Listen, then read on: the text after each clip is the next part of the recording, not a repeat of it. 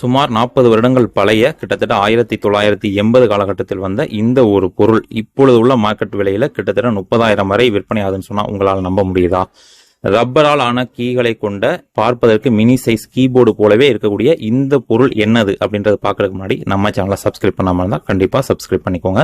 இது போல சுவாரஸ்யமான இயற்கை மற்றும் தொழில்நுட்பம் சார்ந்த வீடியோக்களை தொடர்ச்சியா நம்மளுடைய சேனல்ல போஸ்ட் போடுறோம். சப்போர்ட் பண்றவங்க எல்லாருக்கும் நன்றி. வாங்க வீடியோக்குள்ள போகலாம்.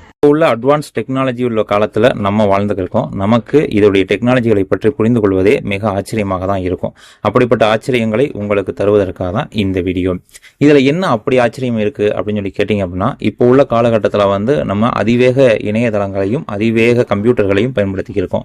ஆனா இவை எல்லாவற்றிற்கும் ஒரு முன்னோடி, ஒரு முதன்மையான ஒரு பொருள்னு சொன்னா இந்த ஒரு பொருளை சொல்லலாம். ஏன்னு கேட்டீங்கன்னா இதுவும் ஒரு கம்ப்யூட்டர் தான். என்ன சொல்ற கம்ப்யூட்டர் அப்படின்னு கேட்குறீங்களா? ஆமாங்க, இப்போ உள்ள லேப்டாப்போட சைஸை விட இது மிகவும் சின்ன சைஸ்ல இருக்கக்கூடிய ஒரு கம்ப்யூட்டர். ஆனா இதோடைய ஸ்பெஷல் என்னன்னு கேட்டீங்கன்னா, இன்னைக்கு காலகட்டத்தில் நம்ம பயன்படுத்தக்கூடிய அளவில் இருக்கக்கூடிய வேகமான ப்ராசஸர் மற்றும் மெமரிகள் எதுவுமே கிடையாது. எந்த அளவுக்குன்னு சொன்னா இதுல இருக்கக்கூடிய மெமரி பாத்தீங்கன்னா ஒரு 48 KB ரேம் சிப் உள்ள ஒரு கம்ப்யூட்டர். மேலும் இது இதனுடைய மெமரியை டேட்டாவை சேவ் பண்றதுக்கு இதுல ஃபிளாஃபி டிஸ்க் கூட கிடையாது. ஏன்னா ஃபிளாஃபி டிஸ்க்ன்றதுக்கு முன்னாடி வந்த ஒரு மிக அரிய தொழில்நுட்பம் இது. இதோட மெமரியை சேவ் பண்ணக்கூடிய அந்த விதமே புதிதாக தான் இருக்கும். எப்படின்னு கேட்டீங்கன்னா, நம்ம பழைய டேப் ரெக்கார்டு பார்த்துருப்போம். அந்த டேப் ரெக்கார்டில் இருக்கக்கூடிய அந்த சவுண்டு, அதாவது ஸ்பெக்ட்ரம் என்று சொல்லக்கூடிய ஒரு மெத்தடை தான் இது பயன்படுத்தும்.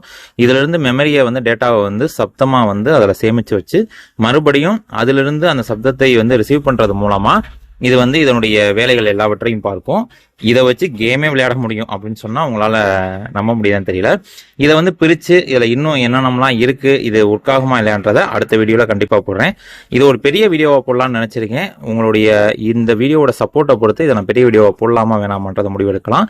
இந்த வீடியோ பிடிச்சிருந்துச்சுன்னா லைக்